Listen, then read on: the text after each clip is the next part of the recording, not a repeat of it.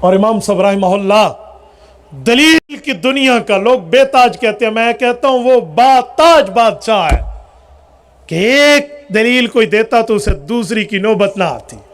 امام صاحب کیوں ٹو دا پوائنٹ جملہ ختم کرتے، کہتے ہیں بادشاہ وقت نے ایک مرتبہ لالچ دی کہ آپ میرے قاضی بن جائیں۔ اس وقت کے قاضی ماتحت ہوتے تھے بادشاہوں کے، تو امام صاحب نے کہا کہ میں اس قاضی بننے والے عہدے کا لائق اور اہل نہیں ہوں۔ ایک اس شخص جس کے دل میں دین کے لیے نفرتیں موجود ہوں، دینی شخصیات کے لیے، اس مریض سے ہماری ملاقات ہوئی جس نے ابھی تک اپنا علاج نہیں کرایا تھا، تو مجھے کہنے لگا کہ امام ابو حنیفہ اگر اتنا بڑا مولوی تھا تو قاضی بننے کا اہل تھا، پھر ادھر کیوں کہا میں قاضی بننے کا اہل نہیں ہوں؟ جھوٹ بولا۔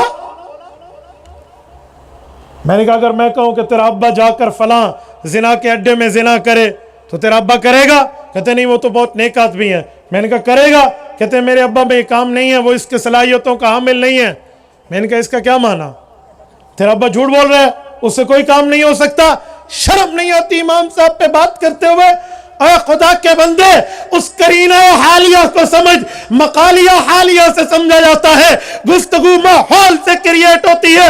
وہ ماحول تھا ظلم و تشدد کا، بادشاہ چاہتا تھا مجمع عام میں، پبلک میں میری بےزتی ہوتی ہے، لوگوں کا مجھ پر اعتماد ختم ہے، لوگوں کا مجھ پر اعتبار ختم ہے، کسی بڑے عالم دین کو اپنے ساتھ ملاؤں تاکہ لوگوں کے سامنے مجھے فیس سیونگ ملے، منہ دکھانے کا موقع ملے۔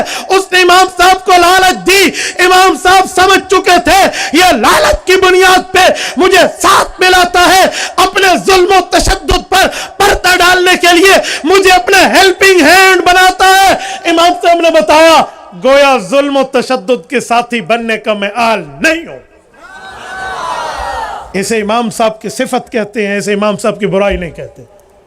یہ تو امام صاحب نے اچھا کیا کہ میں ظالم کا ساتھ نہیں دیتا۔ اور میرے دوستو، امام ابو حنیفہ رحمہullah کہتے ہیں کچھ بندے جمع ہو کے امام صاحب کے پاس آئے، کل تسی فتویٰ ٹھیک نہیں دیتے، کل آپ نے مسئلہ ٹھیک نہیں بتایا۔ کہ کہاں کا جو ہمارے محلے میں گویا بیان ہے، میں سمجھا رہا ہوں مثال کے طور پہ۔ کہ کیا مسئلہ؟ کہ کل آپ فرما رہے تھے امام قرآن پڑھے گا مقتدیوں کی طرف سے ہو جائے گا، مقتدی نماز میں امام کے پیچھے قرآن کریم نہ پڑھے۔ تو امام صاحب نے کہا جی ٹھیک ہے، تو کہا ہے میں نے اسی بیان میں ساتھ دلیل بھی دی ہے کہ وجہ یہ ہے کہ امام جو ہے وہ بڑا ہے، اور اللہ کے رسول کا فرمان ہے من کان لہ امام فقراۃ الامام لہ قراءۃ، امام پڑھے گا مقتدی کا ہو جائے گا۔ میں نے کہا یہ حدیث ہمیں سناتے ہیں، یہ کیا مطلب؟ امام پڑھے گا مقتدی کی طرف سے ہو جائے گا تو پھر امام ہی کو اجر ملے گا، ہمیں اجر قیامت میں کہاں؟ ادھر ادھر ہر بندہ اپنی بولی بول رہا مجمع امام صاحب کے دروازے پہ۔ امام صاحب نے جب سوچا نا کہ یوں یہ نہیں سمجھیں گے، کیونکہ بعض بندوں کی یہ جو فرسٹ فلور ہوتی ہے نا، اوپر کی منزل خالی ہوتی ہے، انہیں سمجھانے میں تھوڑا ٹائم لگتا ہے، ان کی سمجھدانی میں بات بڑی دیر سے آتی ہے۔ تو امام صاحب رحمہ اللہ نے کہا کہ یار یہ 15 بندے ہو ذرا بیٹھو نا۔ انہوں نے سمجھا کوئی پتہ نہیں عزت احترام کے لیے کوئی کھانے وانے کی علیحدہ پیکنگ ہے، 1 2 3 کا جی 15 ہی ہے۔ کہ اب تمہاری 15 زبانیں میری ایک زبان، ایک 15 سے بات کیسے کرے؟ میں نہیں کر سکتا۔ مسئلہ بتایا تو جواب دینا پڑے گا۔ کہ پھر بندے بڑھو۔ کہ جی بندے بننے کا کیا معنی؟ کہ اپنے میں سے ایک مولوی لاؤ جو سب سے تگڑا ہو اور اس کو علوم پر تمہیں ناز ہو، کرے وہ مجھ سے بات میں کرتا ہوں یوں۔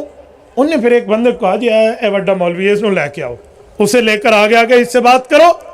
امام نے کہا کر لے بات، دے وہ دلیل، وہ جیت گیا تو تم جیت گئے۔ اوپر کی منزل ویسے خالی تھی کہ جی ٹھیک ہے، انہیں نہیں پتا ہماری موت کا بندہ بن رہا ہے۔ انہوں نے ایک بندے کو آگے کیا، 14 بندے پیچھے، ہاں جی یہ آپ سے بات کرے گا۔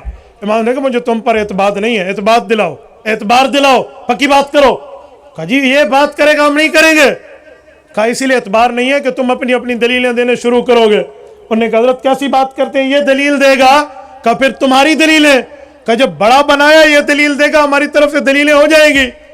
کہا بحث شروع ہونے سے پہلے میں مناظرہ جیت گیا ہوں۔ کہا جی شروع نہیں ہوا، جیتے کیسے؟ کہا تیرا بڑا دلیل دے، تم سب کی ہو جائے، امام ہمارا بڑا قرات کرے، ہم سب کی کیوں نہ ہو؟ تو میں نے کہا ایک سے دوسری بات نہیں کرنی پڑتی تھی، دوسری دلیل دینے کی نوبت نہیں آتی تھی۔ اس کا نام امام اعظم ابو حنیفہ ہے۔ اور سنیں، حجت اللہ فی الارض، رئیس المناظرین، حضرت مولانا محمد امین صفدر اکاڑوی، رب اس کی قبر پہ کروڑوں اربوں رحمت نازل فرمائے، ان کی تحقیق کے مطابق امام اعظم ابو حنیفہ نے جن مسائل کو قرآن سے، سنت سے، صحابہ کے اتفاق سے، خلفائے راشدین کے اقوال اور فتاوی سے اور ان کے سرکاری فیصلوں سے، خلفائے راشدین کے دور کے تمام فیصلوں کو اور یہ تمام ترتیبوں کو آیت حدیث کے سامنے رکھ کے جن مسئلوں کو نکال کے امت کو دیا ہے، ان کی تعداد 10,000 کم 13 لاکھ ہے، 12,90,000 مسائل۔ حضرت اکاڑوی کہتے ہیں جس میں نماز کی تعداد مسائل کی 70,000 ہے۔